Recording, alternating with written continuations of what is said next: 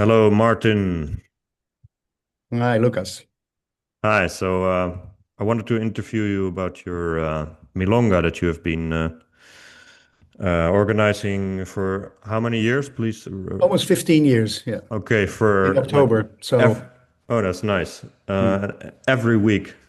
every So, week, 52 times per year, sometimes 53 when we do an additional event, but most of the time it's 52 times a year. Yeah. I remember it was a first real conscious decision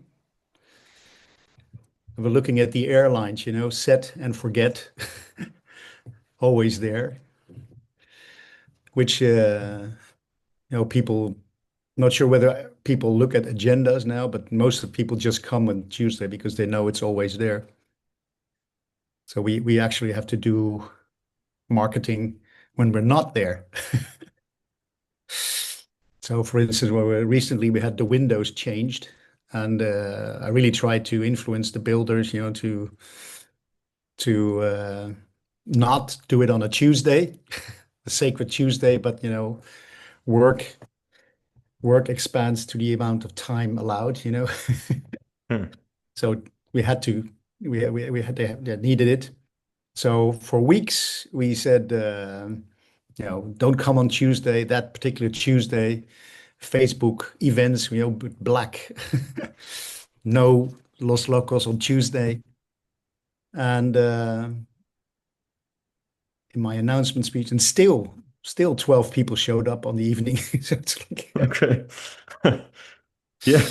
couldn't do it. Yeah. So these kinds of perspectives are really interesting, and a lot of people probably don't realize how this works. But you've just given a really good example of how something like that works. So just some context for any viewers or listeners here.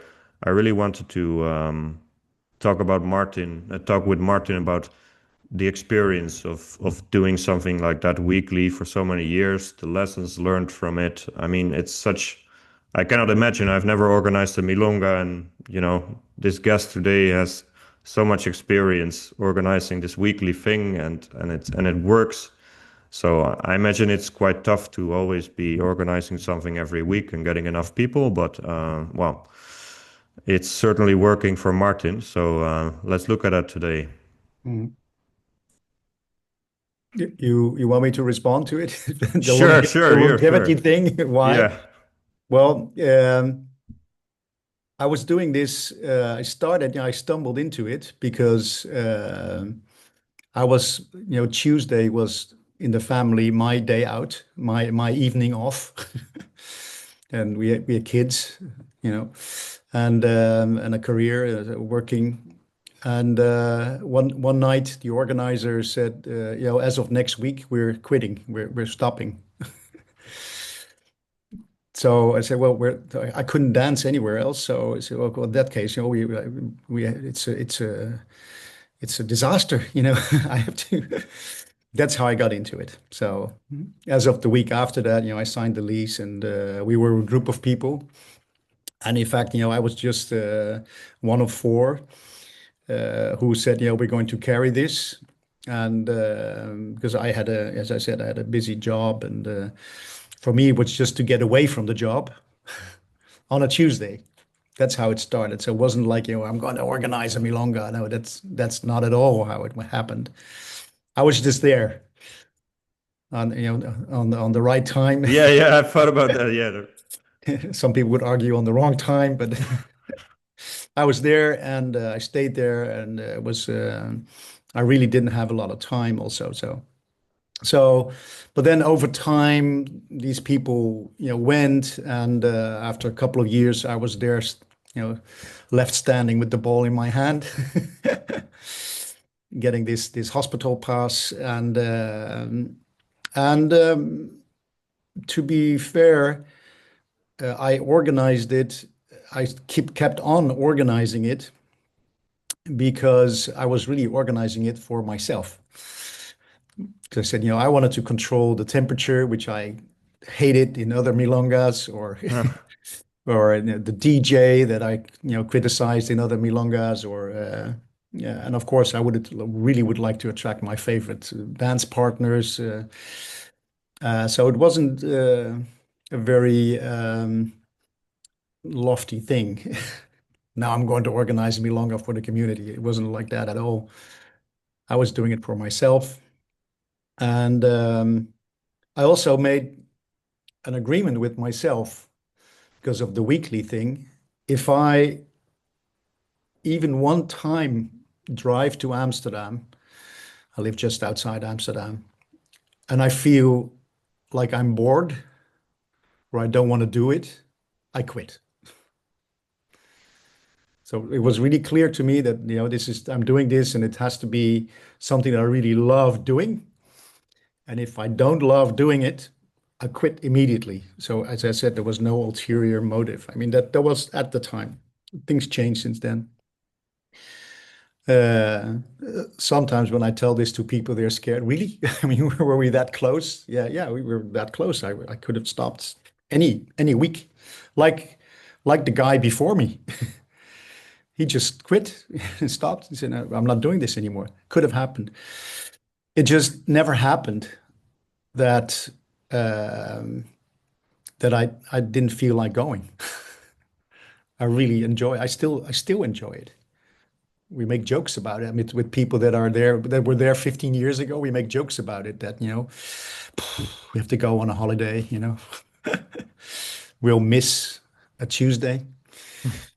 So I think one important ingredient about from of the longevity of a milonga is you really have to love it.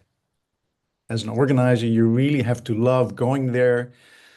And in a while, you first, of course, I went there just for dancing. You go there for one reason, but you stay there for other reasons. And the reason is you have to love it. You have to love these people coming in. Um, and after a while, which we'll probably cover it, also you have to, as you grow yourself, you have to see that you're also part of a community, contributing to a community, and then it becomes like even more satisfying. I can tell exactly the moment when that happened, but so yeah, this is how I got into it. This is a little bit of the history of Los Locos. So my family for many years knew that we would leave on Wednesday for a holiday, and they would probably return on a Tuesday just to minimize the damage. Hmm. So you also said that in the beginning you were really like, I'm gonna quit if I don't enjoy it anymore. Yes, yeah. But then you said this changed later. What do you mean? Yeah, well, this is uh I remember exactly the moment because I was in this and I loved dancing, etc. So I loved going there. After a while, you get to know so many people. I just love seeing them. And after when you do it longer, you get to more. So it's like really like a new, like a what they say, like a family, a bigger, your extended family. But I remember one night when I was driving home and I noticed that evening that one or two people really didn't have a good time. And it just stuck in my head. It's driving home and I couldn't sleep. And I realized that I had changed in this sense that I wasn't feeling good if not everybody was feeling good. It's a weird realization, but I just couldn't enjoy it anymore if not everybody had a good time. And of course, I mean, of course, this will happen. It will still happen. But it was very clear to me that if I was to continue organizing this, I would have to make some changes and make sure that everybody had a good time. Because if we didn't all have a good time, then I didn't have a good time. And there was also one funny incident. You know how you do a little talk, thanking the DJ, as you know. thanking the DJ and then the bar staff, etc., for the evening and making some announcements. And I was getting up doing that, and I was, welcoming everybody. And it was this one guy who got up. Everybody's sitting. It was one guy who got up, pointed around, and said, "You guys, including everybody here, you guys are the most arrogant lot of tango dancers I've ever encountered." Okay, He interesting. was Yeah. very angry. Now, just to, not to create any misunderstanding, this guy was a danger to the dancing floor. I mean, this guy really was. I mean, I understood why women or followers didn't want to dance with him a lot because he was just dangerous to. You could get an injury dancing with this guy, and still, it got me and a couple of other people realizing that people could have a totally different perspective on our weekly extravaganza. You know, we know each other so well, etc. We like a close-knit group, and it could be like what you have when you visit other local milongas, depending. So after that moment, I really started to enroll a group of people, most of them leaders, into this idea. Listen, this should be for everybody. And in particular, followers who can be like the reception for followers can be like really cold in milongas if they're not included. And leaders have a little bit less of that. I mean, this was a leader, but as I said, it was a typical, not a typical visitor, I would say. And so for a couple of months, I actually did something that I got from my business school background. Like I got like not an employee of the month, but I did give some recognition or acknowledgement of people who were generous. So there was a couple of dancers that were really generous in dancing with everybody and shared this vision, this of, this has to be a good experience for everybody.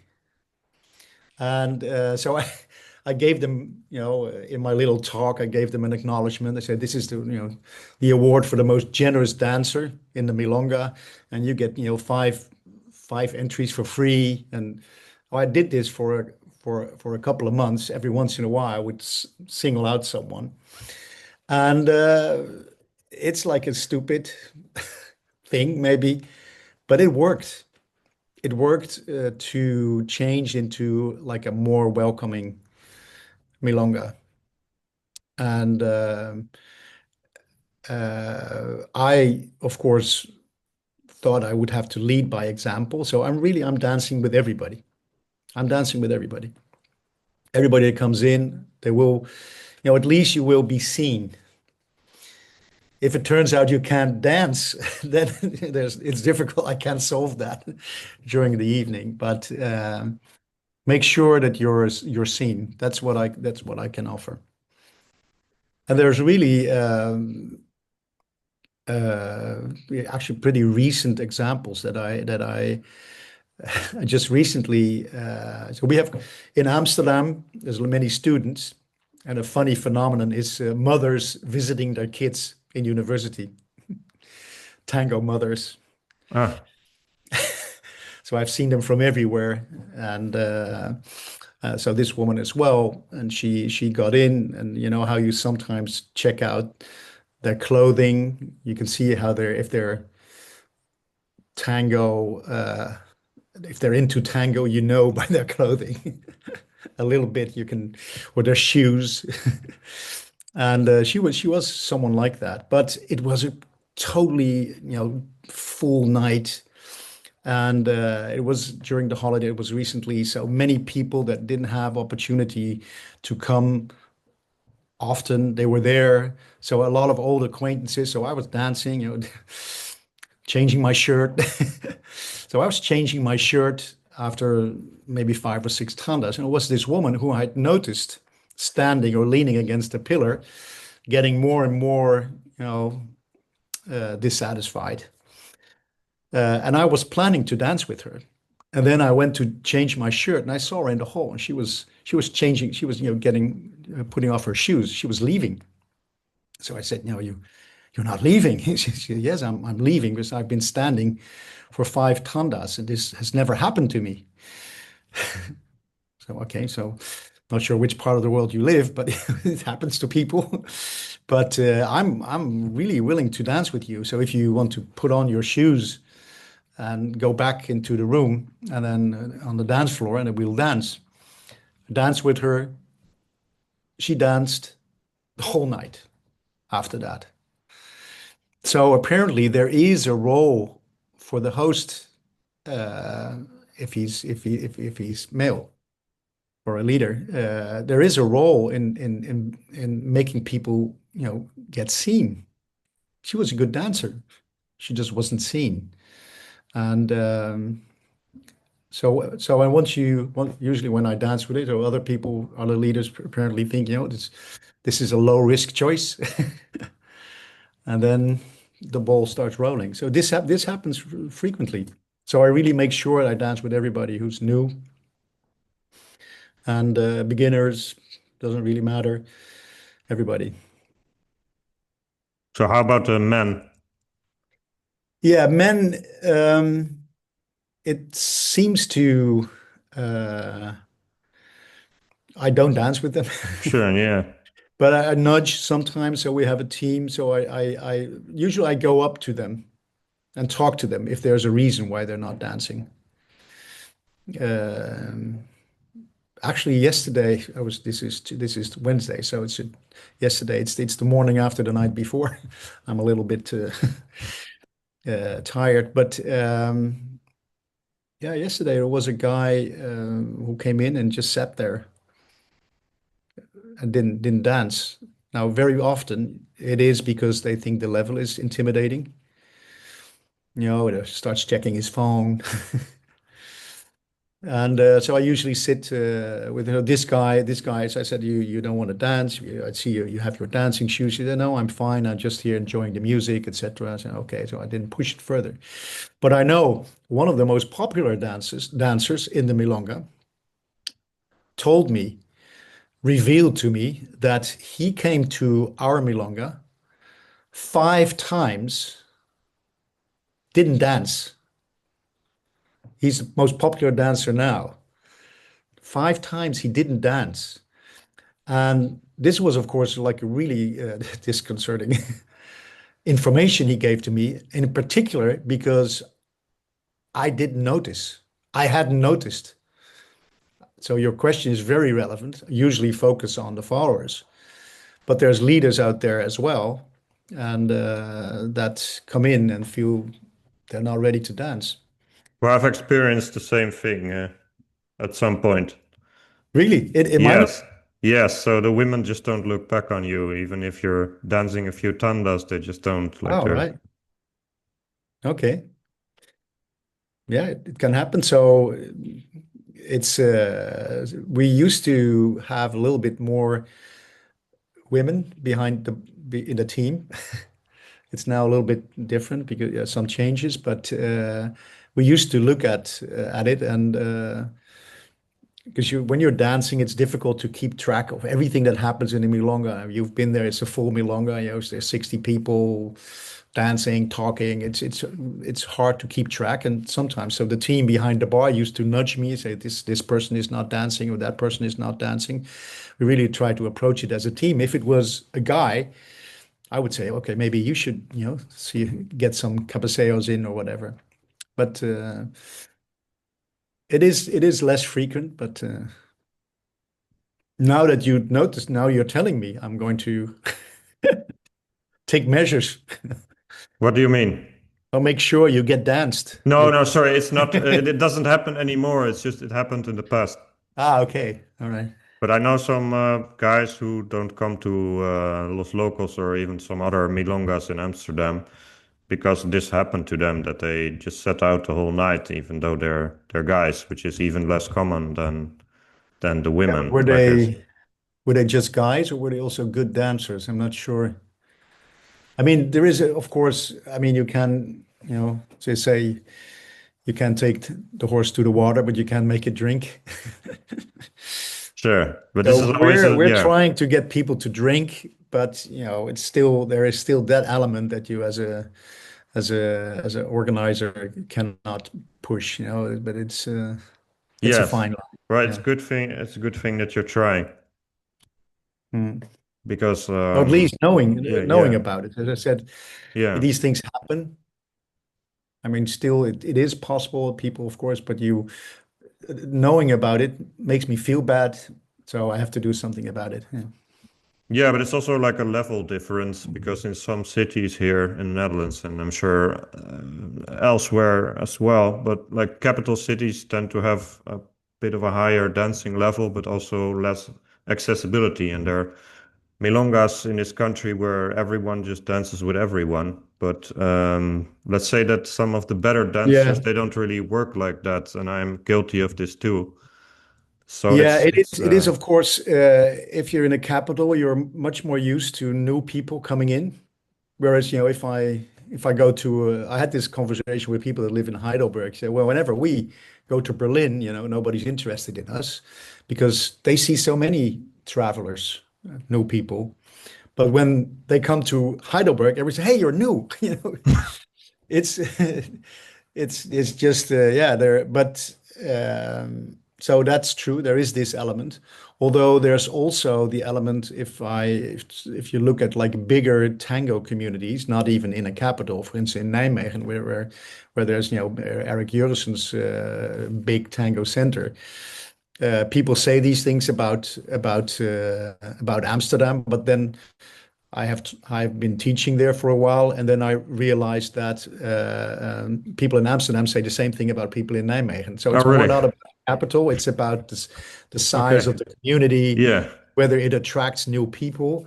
So Nijmegen, of course, is visited by a lot of German travelers or foreign travelers. So they're used to seeing new people as well, and they're also kind of close knit. So but it's true that in capitals this happens more often. Yeah. I Mm. think it's good that you're aware of it because Yeah.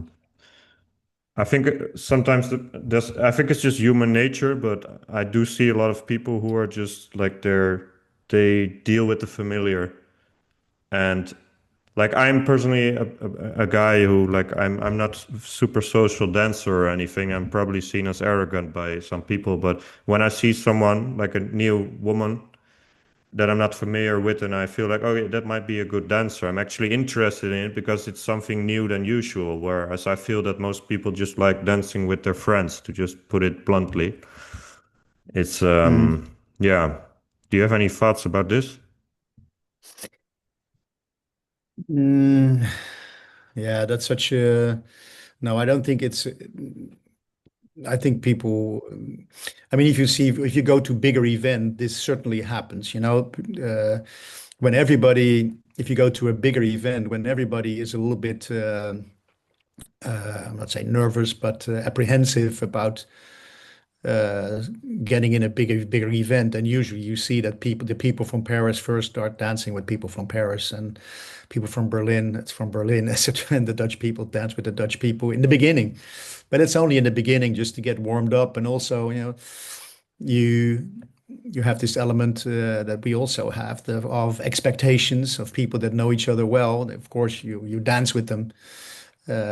It's nothing personal to the people that are visiting. It's not personal. It's something they're not responding to those people. They're just responding to the relationship that they have with each other.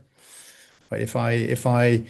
I mean, there's people that come to my milonga that have been coming there for 15 years. We see each other every week. They're friends. And they're friends that I see a couple of times a week often. And over the years, you go through, marriages, deaths in the family, losses, illnesses, lost jobs, divorces, heartbreak. So you kind of get to know each other in a very slow, it's like slow friendship. It's like you get to know each other over a period of time without realizing that you're now friends. And these are friends that don't visit you at home, And the reason is you see each other 2 times a week anyway. Yeah. You don't have to see each other. There are friends here, tango friends that we visit here in my home, but usually we meet outside. So you get these friendships. How did we get here? I forgot. I don't know, but because you at some point you noticed that some like you were just in it for your own fun in the Yeah, beginning, okay. but So yeah, then but yeah, also uh, it's not so much about excluding other people. It's more like being included in a group also brings with it its expectations and obligations, maybe. But well, that's maybe a heavy way of putting it. But yeah, nothing against it's the more subtle newcomers. than It's that, but nothing it's against yeah, the. It's just sure, that you have to be aware of. If you are a good group that is close knit, then the effect of others will be, am I part of this group? yeah, And you just have to be aware of it. It's not a conscience. So with talking, going back to this English guy, these people that he was saying were arrogant, they're not arrogant. They were not arrogant. Maybe they were not aware that being so close together means that other people could infer that they're not part of the group. You just have to make a little bit more effort to do it. And you also see, this traveler that comes in from whatever, let's say the a Finnish person, sure, with the joke about the how do you recognize an extroverted Finn? He's the one who's looking at your shoes, right? So she comes in, she sits at the far end of the milonga, looking at her phone or whatever, or being shy. It's clear that you have to do as a milonga, you have to reach out to that person, yeah, right? You have to reach out to that person. But if you come like a, a cocky person from Berlin who knows this, stands at the bar and talks, chats up a lot of other people, they'll get their dances. In general, the people sitting somewhere have difficulty getting dances, and the people walking around and mixing with people, they get their dances.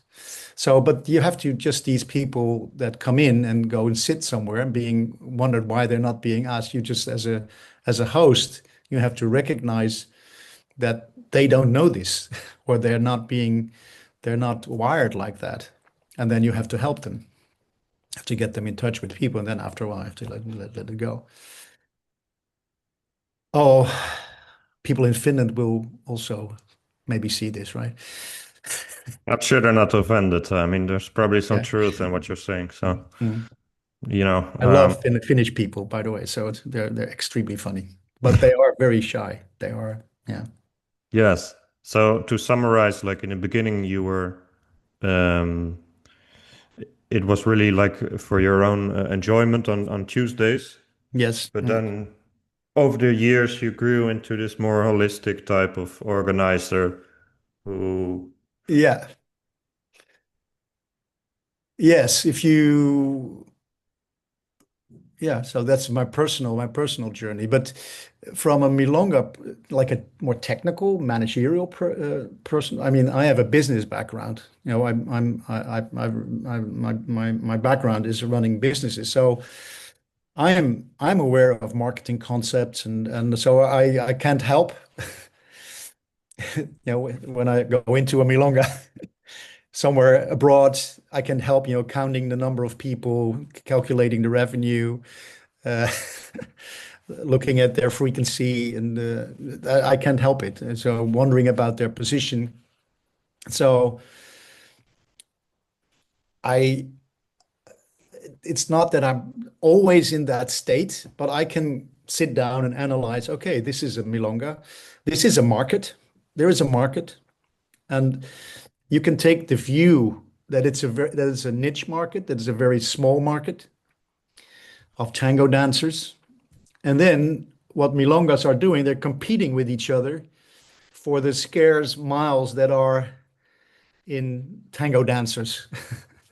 Right? That's a bleak perspective, but it's the truth for a while. So you have the price is an element, the place is an element, like these normal classic marketing concepts. I'm not sure what are the P's of marketing, like price, product, place, promotion, position, and sometimes personnel. I think something like that, if I remember my business days. And if you look at like that, then sometimes you see uh, milonga organized also being like competitive.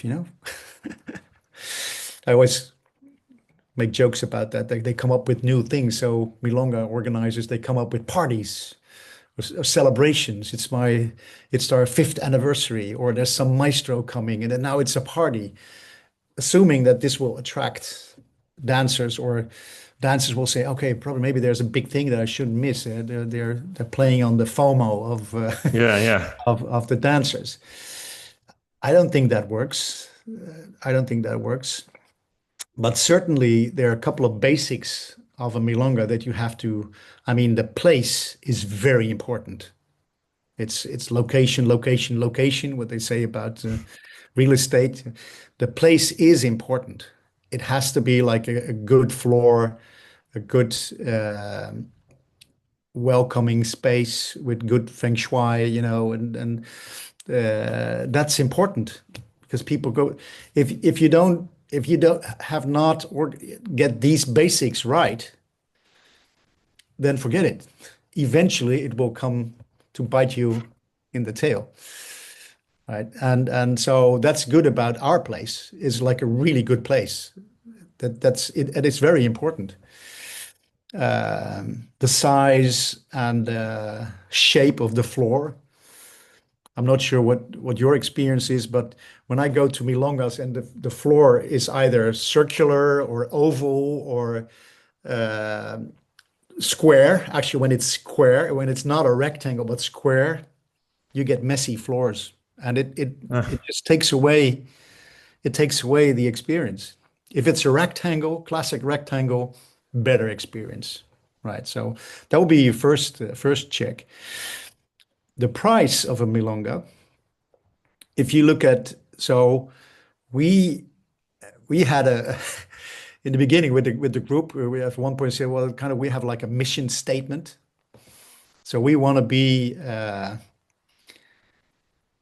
milonga that gives like good quality dancing opportunity for a price that is so low that everybody or almost anybody can afford it. So this was my idea in the beginning. So this is what we're going for, and the price has to be low, etc. And then I was a little bit insulted almost when people would go and pay double Huh. or triple for tango miles that I deem to be like lower quality than ours. I'm not sure whether this makes sense, but that's what I thought. So apparently it's something different. And then I looked again, and then I saw that the mission statement of IKEA almost sounds like that. They have like knocked down foreign furniture at a price that is so low that anybody can afford it. Yeah, so maybe with a milonga, you if you see this as your mission, maybe that's not good. It was idealistic. We wanted to focus on dancers that dance a lot. So this is the weekly milonga is really a place for people that dance a lot, 2, 3 times. So we thought a low price at the time. We played €5 or five, yeah, something like that. Um, is important to them because then they can dance a lot and it will attract these dancers. But you saw actually the people that we thought should be dancing at our place dancing at much more expensive places. So this was not the truth. So apparently tango dancers are interested in only one thing. It's the chance that they have of good dances, the perception that they'll have good dances, and they'll pay double for that. And if you calculate the cost of tango miles, kilometers, whatever, uh, of a marathon, you travel to whatever, Heidelberg, Bulgaria, whatever, or Singapore, for whatever. If you calculate the cost of that, you realize that tango dancers will pay much more for good quality experience and new dancers. So price is not the most important thing. Uh, but as a weekly milonga, you have to realize that you are competing with that type of experience because I mean a law of marketing is that dancers have only so many miles in their feet, in their legs, and so much budget to spend. So if they're spending it on big events, then you have as a weekly milonga, you have to be aware of it and what you offer in addition to that, because you cannot totally compete with it, but you have to realize that you are part of that total mix and you take a part of that wallet share or dance share. I realize I sound like a total technocrat, but I really am not. But it is something that that I think about when I analyze it. Um, so we have something different the way we describe it now. We are like the living room of Amsterdam, where people that travel when they come home, starry-eyed from whatever event they have been through, uh, um, dancing with women in bikini in a swimming pool or somewhere off the coast of Croatia, whatever Yeah. they do. Um, but then they come home and they have, good quality. Of course, they need to have. I cannot change the place, which is good. I cannot change the staff, or cannot change myself, but I can give them like a really good DJing experience. So we go for really high quality DJing and inviting many DJs, different DJs, because that's basically the only thing that we can change for them. And also, I network a lot. So outside of Amsterdam, so I attract as many people I can from other uh, tango nuclei, so so to speak, to come to Amsterdam. And that's what they're interested in. That's something that they're interested in. How do we get here? I wonder, is the going to events, is it more common nowadays than it used to be? No, well, over the years, of course, if you look at it has changed. I mean, part of running it for so long, which is something also discussion that I have with Eric Jurgensen in Nijmegen. If you like him, if you've been in tango like 35 years, you're going through all kinds of changes. And in the late 90s or the early 2000s, tango was like such a niche. Yeah.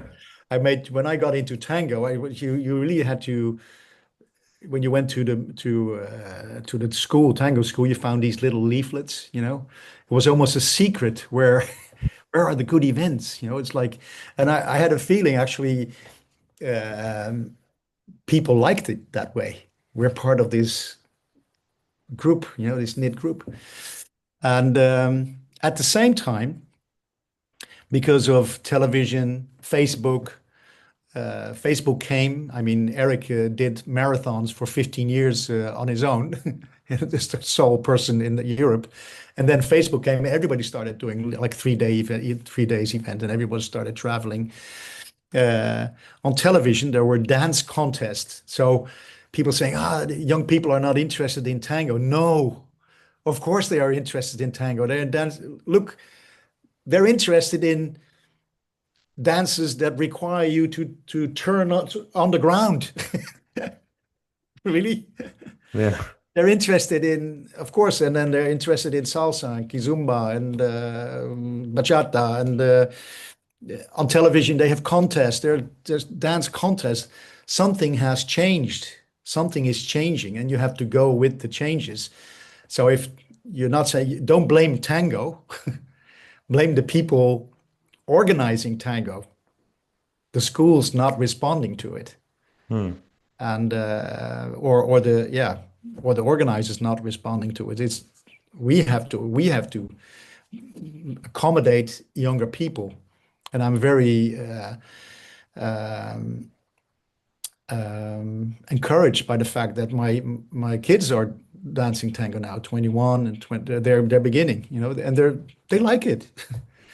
But if you have to make some changes for some, you can dance to non-tango music, and you have to make it appealing, of course. Someone told me, of course, the pandemic hit everybody, the whole dance world, but it takes some time to recover from that. But someone told me last week that in Singapore, uh, tango is really growing, but milongas are visited less. And the reason is schools have found that kids like it to compete in tango. So their courses are on tango as scenario more, and these couples are preparing for competitions. And they're preparing so much time they don't have time to go to milongas. they're out training. But tango is very much on their minds. Now, and these are changes that we have to be aware of and just have to accommodate to. Yes, I am personally sometimes a little annoyed when I want to dance with certain people, for example, on weekends, and they're always at some event. And That's of some course, event. yeah, Yeah. of course, this is not true, but this is just how it Yeah, but it feels. is true. But as I said, if you would calculate the cost of tango kilometers, you would be the total cost of a tango kilometer in Slovenia compared to the total cost of one in Amsterdam. You say, well, hey, what's up with that? What are we doing wrong? And I'm not talking about the carbon footprint because I know that the carbon footprint of that. So yeah. So apparently they need to see new faces. They need to experience new dances. They need to, and then when they go to an event once, of course, the second year they'll probably meet quite a few of the same people that went to that event. And the third year already, you see these events like have like 3 or 4 year cycles. They come up and then because then they start to look like a local milonga. Oh, yeah, true. And then people say, I'm taking all these miles and I see the same people that I saw last year. And second year was really nice, but the third year, I know kind of what to expect. So they're really looking for the adventure. So here's the challenge for a local milonga. You shouldn't, yeah, so you have some new elements and hopefully also some visitors, which in a capital is easier to do than when you're in a local milonga, of course. But if you are a local milonga, you should maybe try find other things that make it interesting. I would probably go for, okay, let's do like an scenario training session or practica that you have find something else that makes it interesting for people to come again. Otherwise, it would be boring. I would be bored as well. Yeah. So what we have, so price, we talked about the place. There is something like positioning. I realized, so my milonga is clearly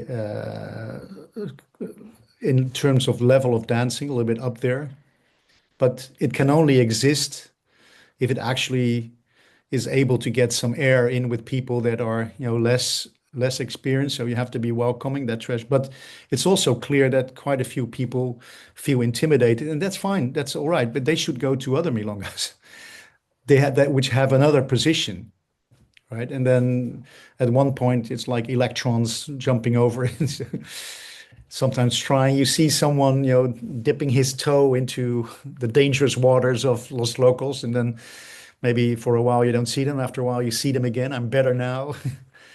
That's basically, yeah, the positioning that we have. And what else? Say so if you're looking the marketing piece, looking staff is, I mean, the team is very important. I mean, I cannot emphasize enough how important it is. So, say my own role is, it's terrible, of course. I wish I had a better memory for names, like everybody, because you realize everybody, or most people know you, but you know their faces. Sometimes I know exactly what they do in their lives, but just their name. It's a very common problem that people have in milongas. But it's so I really, when you have these Facebook responses that people give, I really look at it because if people come, I want to be able to say their name. Ah, Yeah, yeah. there's more of like the hidden work of Yes. organizing the Oh, there's a to-do lot of list. hidden Yeah. work. Yeah, yeah. There's a lot of hidden work. Yeah, yeah. Yeah, there's a lot of hidden work also in preparing your emails that you get, etc. Yeah, yeah. And so, what else would I say? Personnel, price, promotion. Yeah, promoting. So promoting your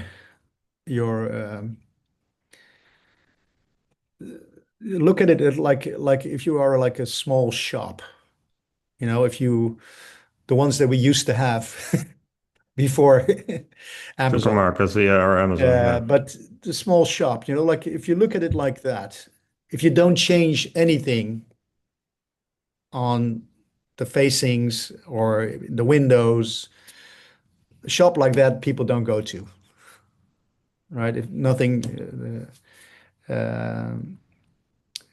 changes on the outside, people don't go to that shop anymore. So you have to be busy changing things, adapting things, coming up with new things. So there's one element. It's just simple, but if that doesn't happen, if there's no energy there, you see the milonga drift away. If um, if if I'm not enthusiastic about the milonga, if I don't express my enthusiasm for people coming to the milonga, why would they be? And you see that, people just lose interest in being interested in their own product, their own, and then you see it go. So these are important points. And as a team, as I said, well, I gave you a couple of examples who, as a team, you're working together in making sure everybody's happy. That's, within your possibility. That's very important. You have to be really aligned with the team that's what you're doing. And that's basically outside the place. That's basically the product that you're delivering is that, it's the opportunity, the perception of the big opportunity to get good dances in a good atmosphere with good music. That's the welcoming atmosphere with good music. That's the product that you're delivering together. Again, my team will be very when they hear me talking like this but I'm just now taking a step back. But that's what I would say. And also, um, if you look at the mission that I had in my head in the beginning, that has changed. That has Yeah. changed a lot. So if I would formulate it now, it's more like we are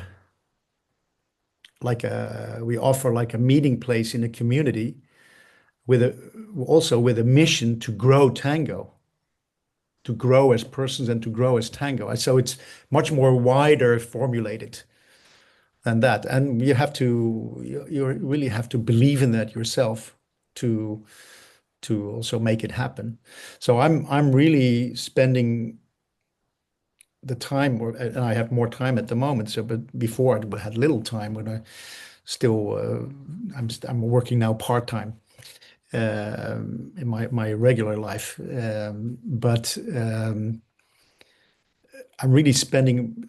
I like to get along with all the organizers and make sure that we have cooperative initiatives, not by talking about it too much, but just by spending time teaching, visiting other places. Um, yeah, I cooperate with Nijmegen, Amersfoort, other places in the Netherlands that you are, I think, also aware of, Haarlem. Um, so just Rotterdam, with people that are like-minded and make sure that everybody gets along. So avoid this competitive idea of a shrinking market. Because if you look at like it like that, then you get into this small mind. But if you look at like this is a huge market, you know how many salsa dancers there are that would like really hidden tango dancers. How many there are? If you would have just 10% of those people, just 10%, just a small number, they would actually much rather dance tango or look at other dancers. But the market is huge. Uh, all the young people that do not dance.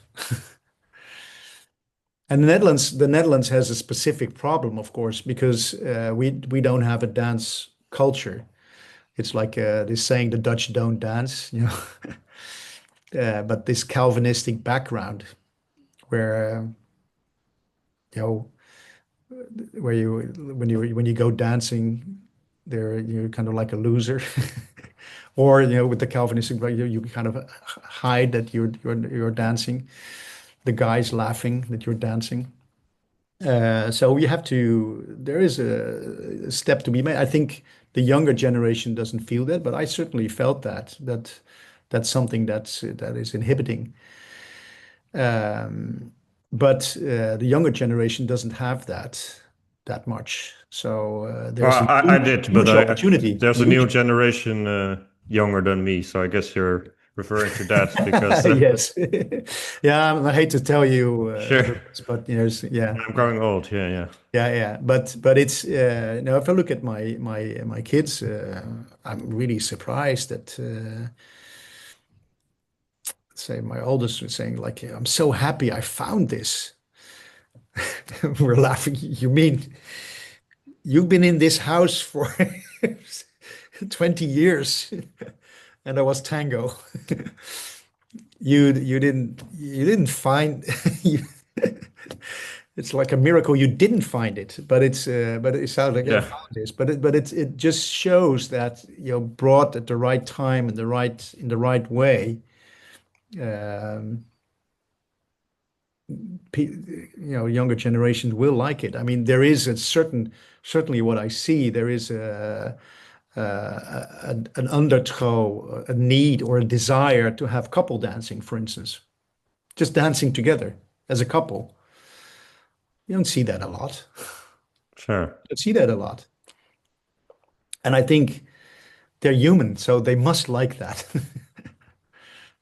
So there's a huge opportunity. I see huge opportunity for like a big market in the sense of a addressable market. And I say I don't like to talk about it in this technocratic way, but if you want to look at it, it is like that. There is a huge market, a huge untapped desire for this. And sure, it's a difficult dance that we won't change that. But methods of teaching have improved so much. Media for teaching have improved so much.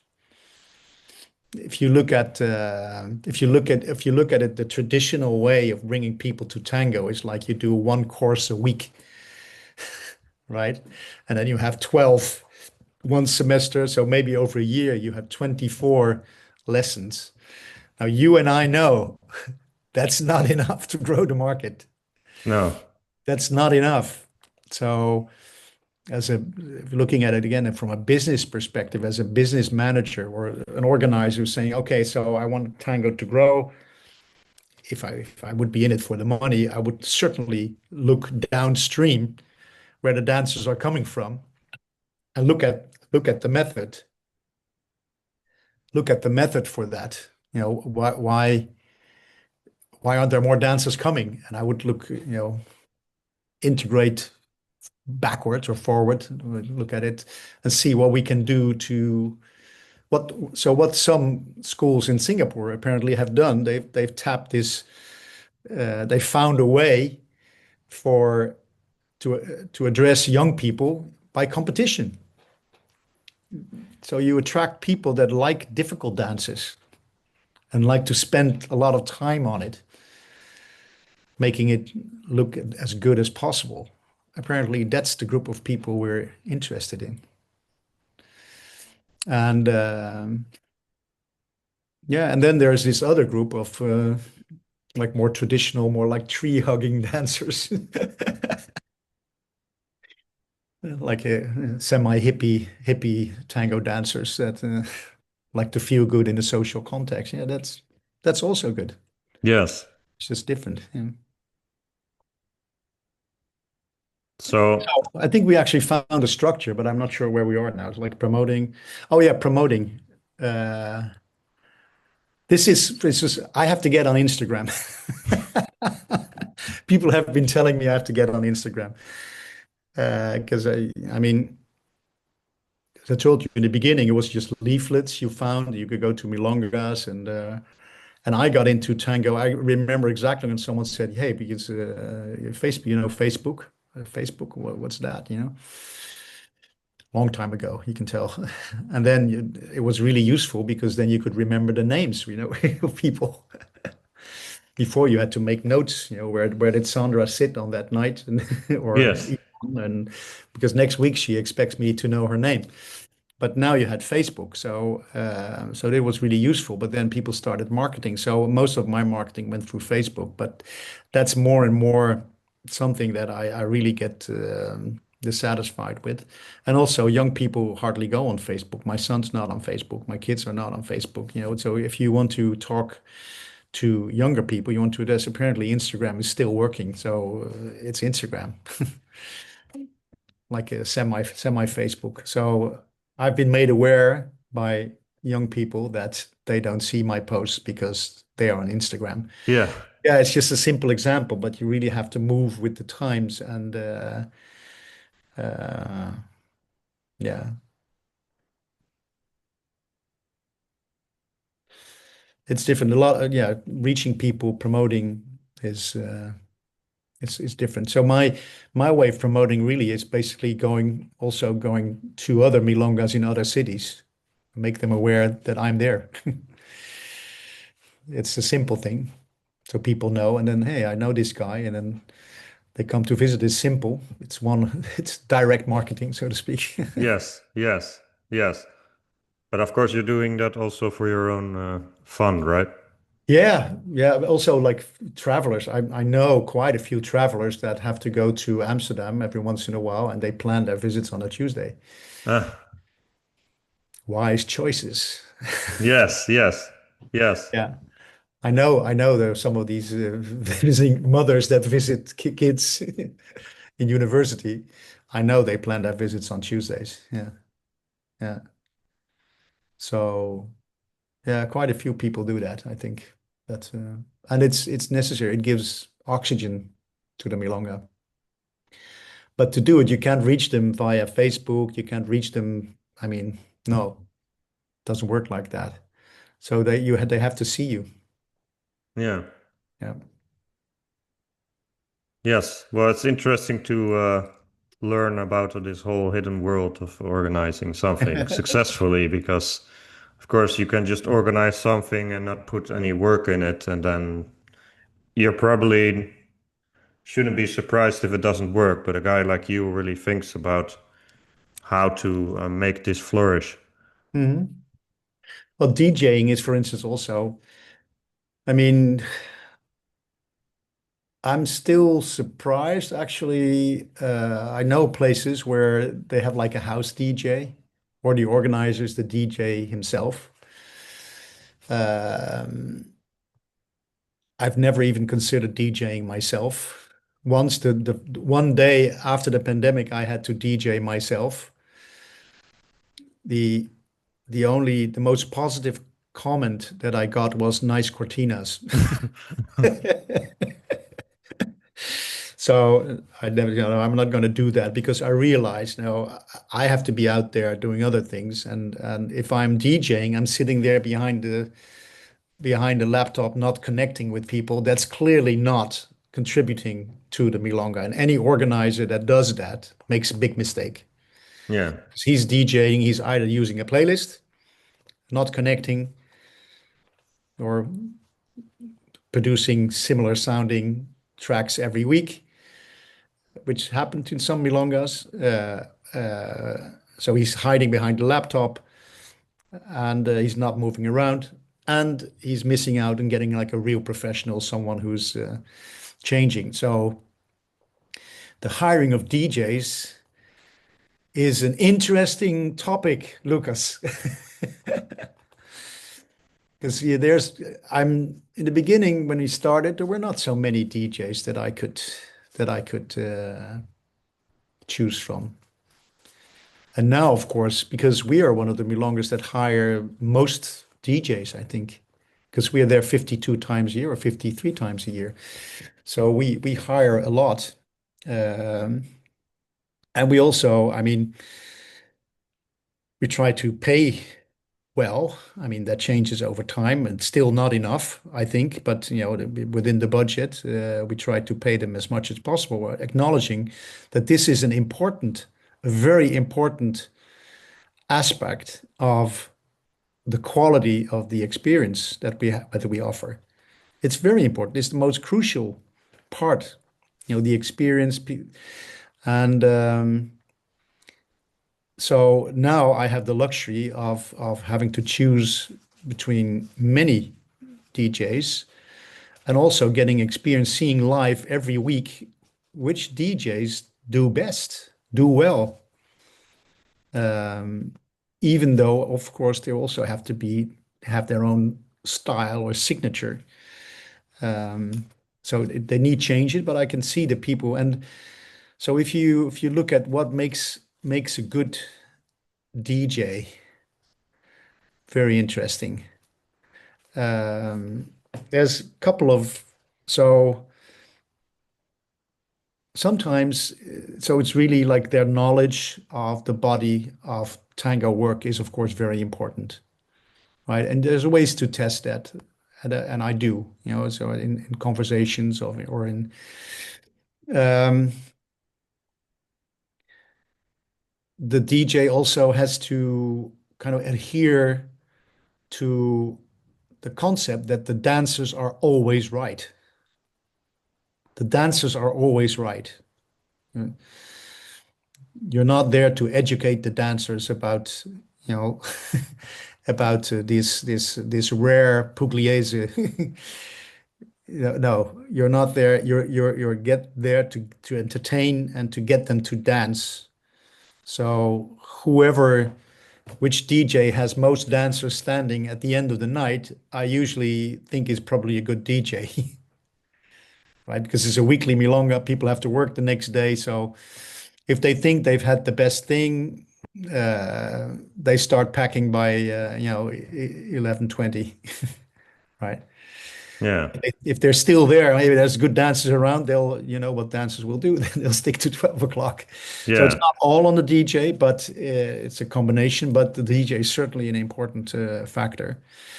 Um, and yeah, you see DJs that are able to change the mood, uh, or create like change or create the mood. It's just a special talent, a Fingerspitzen approach that is important. And so I have you clearly you see people that don't have that. I know after one night. I know usually after one night. Then I will at some point give them a second chance, but I will not give them a third because we can't afford it. Because I remember I learned the hard way. Like people in Amsterdam, dancers in Amsterdam, they would leave uh, demonstratively, Ah, at 10 o'clock, telling me this doesn't work for me. Okay, really? They would, this I'm totally, I'm leaving. And at the time, I remember at those time I wasn't as fine snared myself at the time, but then I realized it. And recently, I've had this similarly. I have the same experience sometimes. This DJs that cannot relate to the energy in the room. That's hard. So I realized if you can't do it two times, then you won't be able to do it a third time. So it's two strikes, you're out. yes. Um, Also, the educating kind, I would almost say almost one strike, you're out. But like if you can't, I mean, even I, as a non-DJ, can hear that this is clearly not good. But so yeah, so I'm and sometimes I change DJs and it's not a reflection on them, but it's just I know that the crowd needs this is the only thing that I can change in the milonga. That's crucial. So sometimes just so sometimes, for instance, like this summer, I've had people traveling DJs from, and I check them out. I really check them out. I check at their past record. I ask around, and if they're traveling, and say, "Yeah, can I play with you?" Then I check them out, and then I take a little bit of a risk, but also I know I'm fulfilling on my promise to come up with high quality DJing and change every week. And there's also a couple of people that perform all the time. I like people that are regulars sometimes, people that know us, that know what's working in Los Locos. One of our dancers, Serian, for instance, he's a great vinyl guy. I know he has his heart in the right place. He knows his music. He's able to bring that on vinyl, and then of course, then why shouldn't you use someone? So we and people know. So, I like it when DJs assist in the marketing. I mean, everything helps if they share where they are. I know you, for instance, you share where you're going, and so basically you're introducing your own group, so to speak, to the milonga. That's important. It's just it's then it's more like a partnership. So there's quite a few considerations for DJs, particularly in our case where we change the DJs every week. Yeah. Yeah, it's just such a crazy thing, actually. If you think about most milongas are monthly, they don't have this problem of like you need a wide network of DJs, but you also, because it's every week, you also need to kind of change like, so that it's not always the same people. Like Yeah. it's in, and that's Yeah. also risky in itself. So there's so many factors. Like, Yes. Yeah. Yeah. It is. There's an old wisdom that if you have so many regulars, then they kind of trust your judgment. But as the old saying is, trust comes on foot and leaves on horseback. Um, so you realize, people can change their opinion very quickly. So yeah, you have to be alert. You have to really go for quality every week. yes, yes.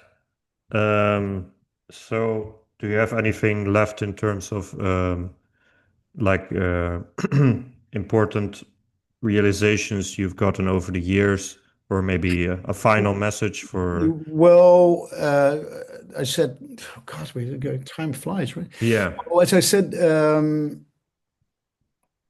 if you position yourself like a wider, like a factor in a community. So, for instance, we've started. I don't believe in combining lessons with a milonga. So, lessons before a milonga, I don't believe in it because the energy of the lesson is totally different from the milonga. People continue that energy in the milonga, so I don't believe in it. But I do believe in combining practice hour and a milonga. So what we've done, so okay, so the threshold of entering our milonga is pretty high, we know. So we introduced at one point a 1.5 hour practice opportunity, which is free. So people can come to for 1.5 hour practice for free, and they can leave at 8 o'clock when the milonga proper starts, and it's free. And that's becoming very popular. I mean, that has become very popular. So it helps the atmosphere of Milonga because there's already quite a few people there when the Milonga starts. And quite a few of these people are very experienced dancers. So there you get the mix of less experienced dancers and highly experienced dancers. The highly experienced will continue to the milonga, and the other ones will just leave. But at least there you see, and I see that really as a function also of introducing people, new people to the milonga from a lower level of dancing. That has worked, is working very well. The other part, lessons before, doesn't work well, is my opinion. So Yes. I've experimented a little bit with that in the past, in the longer past, but I've stopped that because I felt the energy was wrong, and this energy is right. You also get more experienced dancer kind of adopting dancers that have less experience if they are motivated. You can see that's what they like. Everybody's been there, and they reward people that are there to practice, and they help them. And that's, as you know, probably much better than 24 lessons a year. It's much better. Yes. You need to get in your more time. And then also it helps, of course, to lower the threshold, see that we're not that intimidating. And so it's a combination. You can keep the level of dancing and be welcoming to less experienced dancers. To me, that's a solution that works. Yes. So that happens organically. So Yes. you Yeah. get a kind of a mix of a level. So it's not just the higher level dancers practicing with each other. Yeah.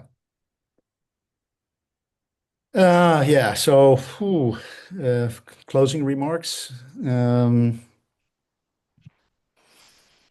So I think this, just summarizing a little bit, this progress from doing it for yourself to be seeing yourself as part of a nucleus of tango and contributing to the wider community. I think that's an important takeaway. I think for me, if you don't have it in you to do that, don't start a milonga. Okay. Well, I So just I just wanted to say that I admire your dedication to this. Like I'm sure, like, do you ever feel any burnout? no, no, no, really, no, no, it never occurred to me.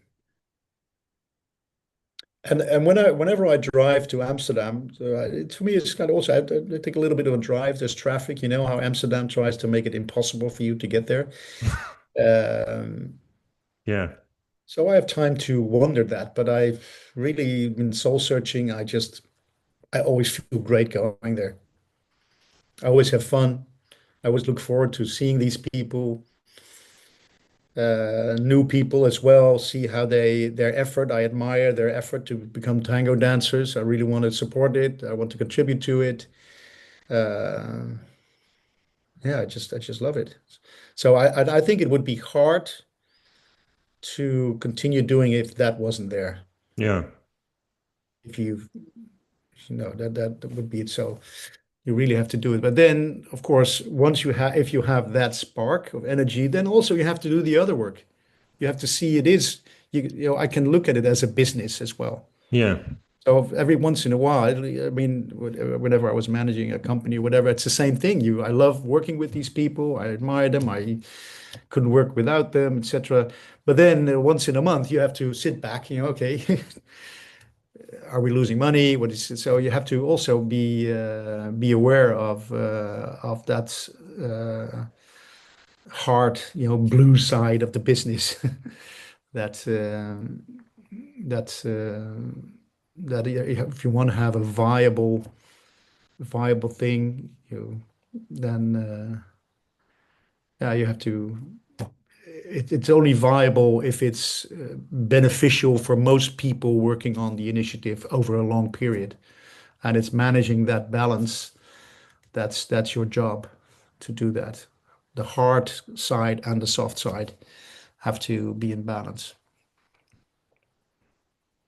Yeah, well, I'm sure you benefit a lot from this background in running this milonga, and I can, from this conversation, I can really notice that it helps immensely to be a good organizer. And you think about it a lot, you're intelligent, like it's super interesting to be able to get this peak here, right, in backstage in what you're doing. And yeah, I wish some organizers would learn from it. And I'm not thinking of anyone in particular, but it's just in general. I think you're applying a lot of good ideas to make something organically grow, and it's really good. Mhm. Well, just go to Milonga and see if you have this checklist, The person in the middle should be like a welcoming person, maybe smart, but also um,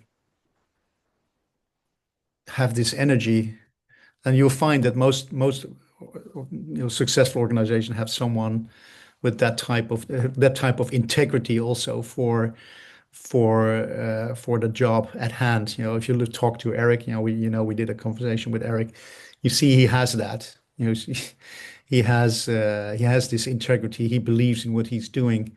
But there's other people in the country as well. And in Amersfoort, Karen, when she see what she's setting up, she believes in that. She does it professionally well, hard side, soft side. It's the same. Yeah, These are clearly success elements of a thing that is long, like has a longer sustainability, longer long-term viability. It has that element. Uh, yeah, so whenever you go to a new milonga, because it's always funny if it's easy to start a new milonga. At one point I was so many milongas, or even after the pandemic, I was starting milongas, but it's easy to start one. It's really easy to start one. It's difficult to keep it continue. up. Yeah, So the first milonga of the launching milonga is always very full. Everybody's there. Next month, nobody. Or yeah, half. Then and that's when it comes. So, and we have that every week. Yeah, it takes something. I used to with these things with Element, you can go to a new milonga and predict whether it will be successful or not. People come to check it out. What they see there determines whether it will be yeah, successful long term or not. yes. Well, it must be very interesting for you to go to these new milongas and just observe what other people don't see, like me. Like I'm sure I see a bit of it, but you have all this experience, and you can. Yeah, but don't think I'm rejoicing when I say, it's not going to do very well. No, No, no, no, no, really, no, no. for But sure. but but but actually, it's the other way around. It's the other way around. Really, it is the other way around. If it's good, I'm happy. If Yeah, it's really good, because if it's good, it will grow the market. yeah, yeah, And as I said, the market is huge. If we grow just 1, 2%, get 1 or 2% of, whoever people are now doing kizomba or that salsa, whatever, good events and good organizers will contribute to that. yeah, Bad will diminish it because they will tell new people coming in, say it's not good. It's not yeah, working. yeah. This is also what Los Locos represents for me. So I'm not a very like I don't dance very often, as you may have noticed. But I actually like that I have this luxury of having a good milonga nearby, where I can feel like, yeah, every week is just going to be good. And I'm not someone who has the money to travel all the time, so I depend on tango being good over the course of a month. So you have weekly events, but you have weekend events that are only once a Yeah, month. yeah, yeah, yeah, yeah. But I really like, for me, it gives a certain like grounding to know that there's this place where I can always go. So it's not surprising that I asked you But for this you're a interview, typical right? tango dancer in that respect. So we realize that we won't have you every week, but when you're there, you will be seen. Yes, yes, yes. Well, thank you for this very interesting interview, and I'm sure we'll find another topic because you are very charismatic, as I already noticed in the interview with Eric, and I like that a lot for my interview candidates. So yeah, maybe it's too many compliments for you Yeah. at the same time, but it's thank you and see you soon. See you soon, Lucas. Bye bye.